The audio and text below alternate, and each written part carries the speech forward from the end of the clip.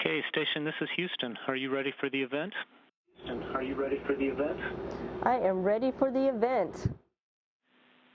Houston,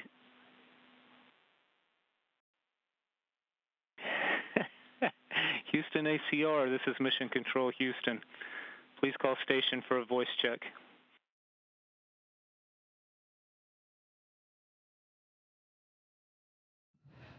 Station, this is Houston ACR. How do you hear me? Houston, we have you loud and clear. How do you read me?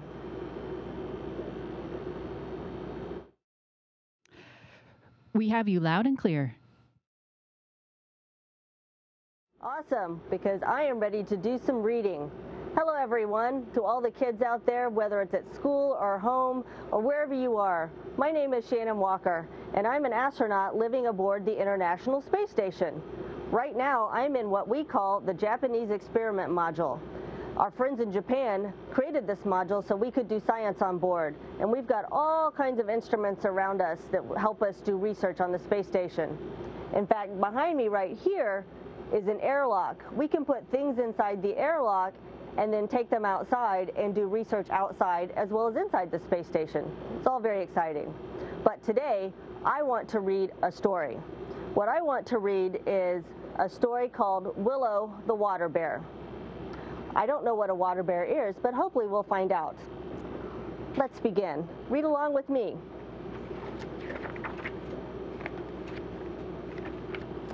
All right. Willow the water bear was a curious little thing, but she wanted to do more than dance and sing. And here's a picture, I think, where Willow is supposed to live. I don't see Willow the water bear in here, but we're in a forest and we've got a snake in a tree and some flowers, so a really place to live, I think. A really place to live? I wish I were a superhero, Willow exclaimed. I'd save people and everyone would know my name. You're perfectly fine, Mr. Tardy declared. But I want to be strong, Willow shared. What if I told you, Mrs. Gray declared aloud, that you're already a superhero? Be proud. So what do we have here? I think this is Willow right there, and that's probably Mr. Tardy and Mrs. Gray, and this is where they live in the forest. And they have a little caterpillar as a friend, it looks like. So let's see what happens next. And you can see Willow wants to be a superhero because she's got on a mask and a cape. And I think, you know, superheroes like to wear masks and capes. I'm nothing special, Willow said with a sigh. Not special at all. I can't even fly. Mr. Tardy stood up and held out 8 hands. Ms. Gray did as well, as if it were planned. 8 hands? I only have 2 hands. They've got 8 hands. Come with us, Willow, they both said politely. We'll show you a superhero. Hold on tightly. So there they are talking, and here I think they're getting ready to go on an adventure, but they're tiny, so they're actually using a leaf to travel around in the wind. Very exciting. So away they went through the forest of trees to the depths of the ocean where the pressure squeezed. Ooh, to the bottom of the ocean. Amazing, shouted Willow, but where's the superhero? He's moved, said a sea clam. Try looking near absolute zero. Near absolute zero, a confused Willow replied. That's right, said the sea clam. Nice meeting you. Goodbye. So here they all are on the bottom of the ocean, and this is a giant sea clam, and you can see Willow right there talking to the sea clam, and a big fish there, and then Mr. Tardy and Ms. Grade watching. But there's no superhero here, so they're going to have to go somewhere else to find the superhero. Their adventure continued to the chilly Antarctic Ocean, where they met Mr. Krill, who approached them with caution. What brings you out here? Mr. Krill whispered quietly. We're looking for a superhero, Willow stated, quite mightily. I'm afraid he's not here. In fact, you just missed him. He's left planet Earth, but he's still in the solar system. So there they all are down in Antarctica. We've got penguins in Antarctica. We've got Willow and her friends talking to Mr. Krill. Mr. Krill is peeking out of the water there. Mr. Krill is a kind of shrimp.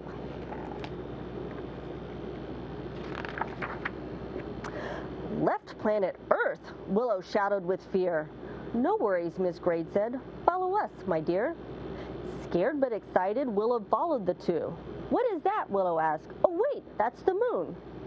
They arrived on the moon in the vacuum of space. Surely this must be where a hero awaits. Joe, Laz, what are you two doing here? Have you seen the superhero? Willow asked, full of cheer. And there they are out in space going off to see the moon. I don't think they're using the rocket ship, but they're flying off to the moon. Very exciting.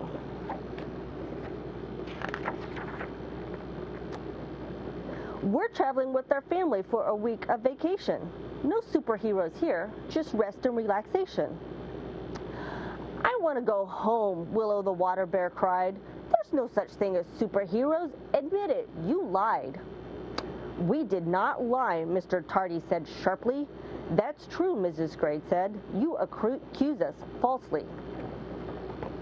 And so there they are on the moon. You can see the sun in the background and the moon. And then Willow's friend, Joe and Laz, are on the moon having a little vacation. That's kind of neat.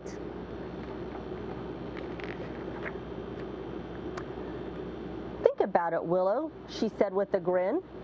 What if the hero all along was within? You've traveled the world and the depths of the ocean to the chill of the Antarctic where most life lacks motion. So it gave Willow something to think about. There's Willow and all the places she's been on this little adventure. They went down and saw the sea clam. They went into outer space, or they went down to Antarctica where it was really cold, and they went into outer space and are on the moon right now. Just look where you stand in the vacuum of space. No one other creature could survive in this place. Have you figured it out? Is it all become clearer? Superheroes are real. Just look in the mirror. That's absolutely true. All you have to do is look in the mirror. Everybody is some kind of superhero. We all have our special talents and things that we can do that maybe nobody else can do. And Willow is now very excited because she realizes that she is a superhero after all.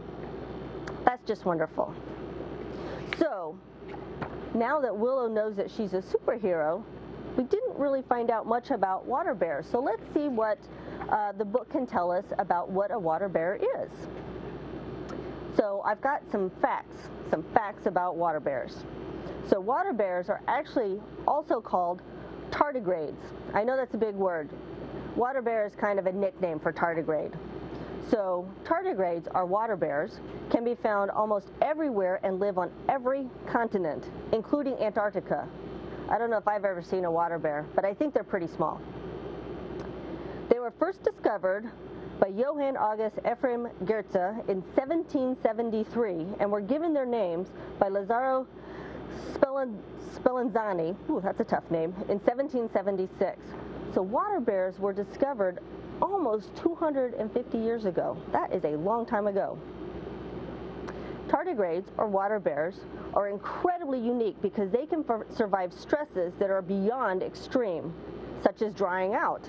So they like to live in water maybe, but they can dry out. They can survive freezing. They can survive high temperatures and intense radiation. They can even survive the vacuum of space, which is amazing because I can't do that. Even as an astronaut, I cannot survive the vacuum of space. They make up an entire group of tiny animals unto themselves, and they are most closely related to arthropods. Now, arthropods are things that include insects and crustaceans and nematodes. Nematodes is a different thing. Nematodes are actually small, microscopic round worms. So tardigrades, or water bears, are related. Their cousins are insects and worms. That's pretty interesting. Researchers believe that the common ancestor of tardigrades and their relatives were made up of additional parts. They had more parts in their body, kind of like worms have different segments. They think that the tardigrades had more segments. And that over time, tardigrades lost many of these middle segments. And so basically right now, tardigrades, the water bears, are only heads and legs. That's kind of funny sounding to me. Just heads and legs, and maybe some hands, because they said they had 8 hands. Many people think that there's only one kind of tardigrade, but scientists have actually discovered over 1,200 different species, and they're still counting. That is a lot of water bears. A lot of water bears everywhere. All water bears have a tough exoskeleton surrounding them. Exoskeleton. So you know how we have a skeleton on the inside, our bones are on the inside? With water bears, it's apparently on the outside. That's very unusual. Some species of water bears have ornate spikes and plates and horns decorating their outsides. Researchers aren't sure what these spikes and horns are for, but they think they may help the water bears to understand and feel things that are going around in their environment. Pretty cool. Researchers also speculate that when tardigrades dry out, they can be picked up by the wind and be carried around the world. This might help explain why we find water bears on every continent. So they dry out, they get blown off by the wind, and they just go everywhere. When hydrated or put back into water, tardigrades rarely live for more than a few months, so they don't live very long. However, when they are dried or frozen, they can survive for years, some cases decades. So if you had a tardigrade, you could dry it out and keep it for a really, really long time, and later on, you can put it back in some water and it would still be alive. Amazing. So, because they're so tiny, if you have a microscope, you can probably find a tardigrade living around you. Maybe in your schoolyard, in your playground, in a park, or even in your backyard if you have one. So, maybe someday you can go see tardigrades for yourself. Pretty cool. That's great. So that is my story, and I really hope you enjoyed it, and I hope you're able to read along with me. And what I'd like to do right now is answer some questions for some folks. And I have some questions right here. Let's see.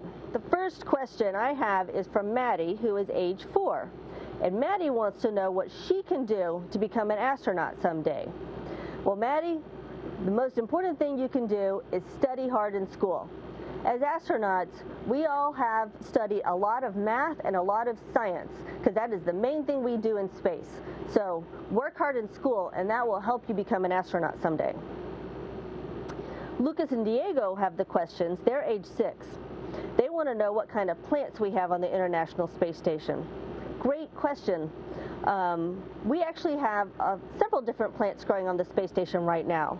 We're growing some lettuce because it's always good to eat your vegetables, and we're growing some other plants too that we can use in salads. So we haven't grown them very long. They're just a few weeks old, but I'm hoping in another couple weeks we'll be able to eat some of these plants and have a delicious meal. Landon, who's 7, wants to know, where do you get your food if you run out? Excellent question, because we do not want to run out of food. I do not like going hungry. But what we do is every few months we have a supply ship come up to the space station and bring us more food. So it always has more food than we need. And so we've got a lot of spare food on board, like back in the pantry. We can always find something to eat. And then every few months we'll get more food. So hopefully we never run out. Sophie, who's 8, wants to know what the sunset looks like from space. Oh, Sophie, the sunset is so beautiful from space. If you could only see the colors. It's kind of like the sunset on Earth, but it goes really, really quickly because we're going around the Earth so fast, and you can kind of see all the colors at once. We're looking down at the atmosphere, and so our atmosphere is really small, and so the sunset, instead of seeing a wide open sky like you might see on Earth, you can see the sky, and it's only about that big, but you can see all the colors. It's absolutely beautiful to see the sunset in space. Claire, age 6, has these questions. We keep track of the days with the sun and the moon. If you're in outer space, how do you know what day it is, and how do you pick what time there is? What time it is there? Fantastic question, because we are going around the Earth a lot faster than the Earth rotates. So, what that means is that we actually have to pick a time zone, and we've picked a time that is just like the time for the people in Europe. So we just said, all right, today at this time it is midnight, and we do our day from there. And then how do we know what day it is? Well, we've got calendars and watches, so we know what day it is, and we just operate on a slightly different time than the United States operates on. Grace, age 12, wants to know what's it like to float in the space station versus outside the space station. Well, the biggest difference between floating in the space station, and I am floating in the space station, by the way, so I can just float and stay here. The biggest difference between inside and outside is that I have an atmosphere inside and we don't have an atmosphere outside. It's the vacuum of space. So when we're outside the space station, we actually have to wear a spacesuit. And we wear that spacesuit to keep us alive. It gives us oxygen to breathe, and it keeps us cool so we can survive when we're outside the space station. Ada Joe wants to know what made me want to be an astronaut and explore space. Well, I tell you, what made me want to be an astronaut is when I was quite young, a little bit younger than Ada Joe was. Ada Joe is 6. We sent astronauts to the moon. And my parents were telling me about it, and we went out into the backyard and we saw the moon, and they said that we have people on the moon. And I thought that was just the most fantastic idea ever. And ever since I was quite young, I wanted to be an astronaut. And now I am. It's great. Angie, age 12, and Jackson, age 4, want to know if anyone has ever gotten sick in space. And how does it compare when you're sick on Earth? And what do you do to get better? Fantastic question. Actually, we don't have anybody that's ever gotten sick in space. And the reason is because before we go into space, before we get on our rocket, we spend a lot of time in quarantine. Now, I know right now a lot of the world has been staying home to try and not get sick, and that's exactly what we do.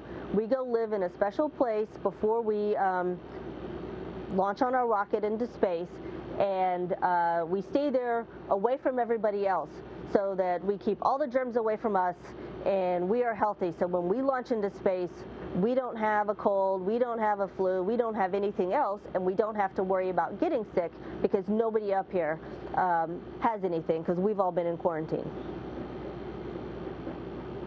Ellie, age 9, wants to know about our muscles in space and if our muscles shrink when we're in space, which is a good question because we're not walking around in gravity all the time, and so we don't use our muscles the same way, and it's it can be very easy to lose strength and not be as strong when we get back from being in space. But what we do is exercise every single day. Very important. We have 3 machines that we can use to exercise on. We have an exercise bike,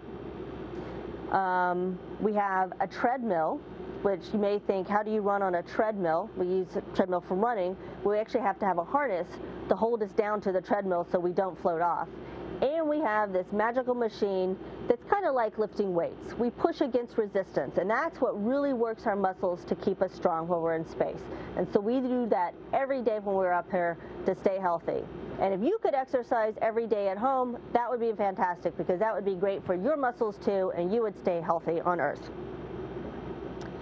Lenny, age 15, wants to know if it's scary to look out in the lonely abyss of space when we're up here. Abyss, that's a big word.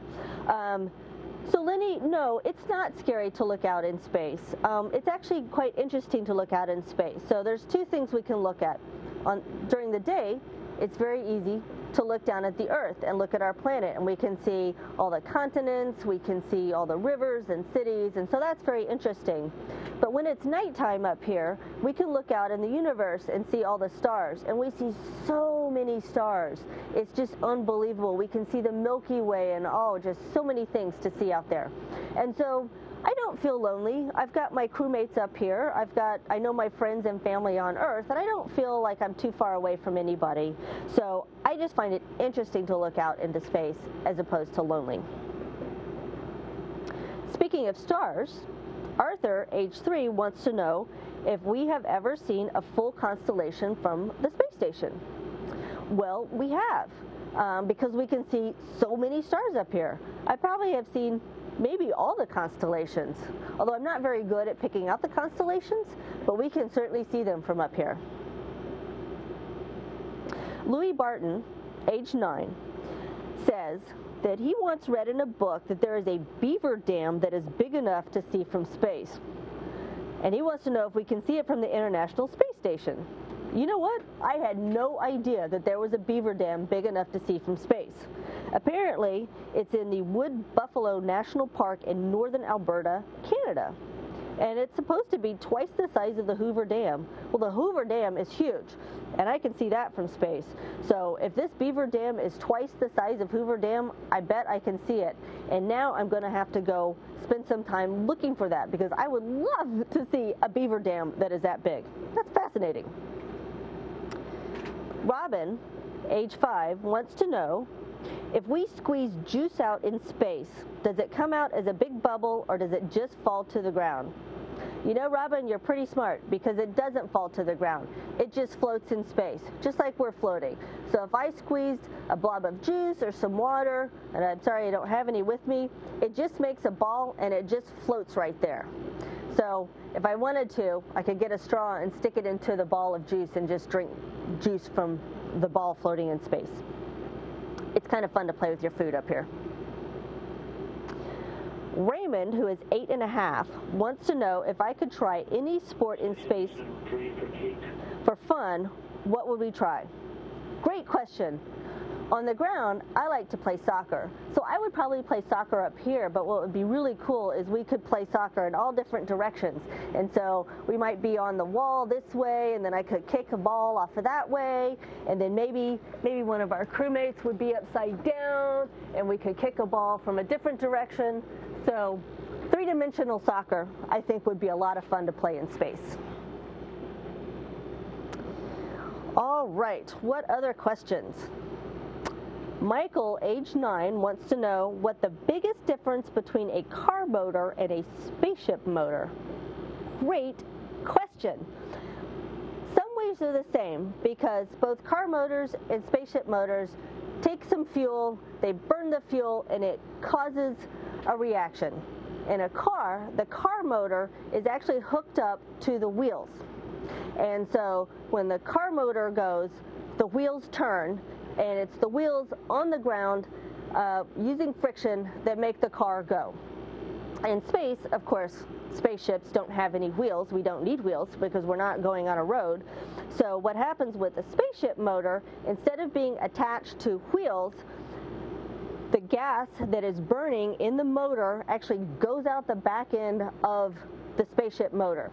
And so as the gas goes that way, the spaceship goes this way. And that's how spaceships fly. It's pretty fascinating. But in some ways, car motors, spaceship motors are the same, but how they interact with their environment is different. Olivia, age 5, wants to know, how can an astronaut stay put in the same place while floating? You know what? It's kind of hard. I actually have my feet tucked under a rail here so I can stay in the same place, because if I didn't, I'll probably just start floating off somewhere, and then, like you see, I'll have to hang on to something, hang on with my hands or hang on with my feet to stay in the same place. Floating can be fun, but sometimes when you have to get work done, it can be kind of hard to stay in the same place. Ooh, like now. All right. Let's see. Merida, age 6, wants to know, why do you have to go into space? Well, good question. Astronauts go into space because We want to explore the universe, and we want to understand how the universe works. We want to understand science better. We want to understand how things work on Earth, and we want to develop things that might make life better on Earth. There's all kinds of things that have been developed in space that make life better on Earth. And so, as scientists and researchers, we want to do the research and science in space to help everybody and to understand the universe. All right, let's see. I think that was the last question we have. And so I thank you very much for joining me. I hope you enjoyed it. And maybe next time I'll read another book and answer some more questions. See ya. Station, this is Houston ACR. Thank you. That concludes our event. And station, we will go back to operational comm at this point.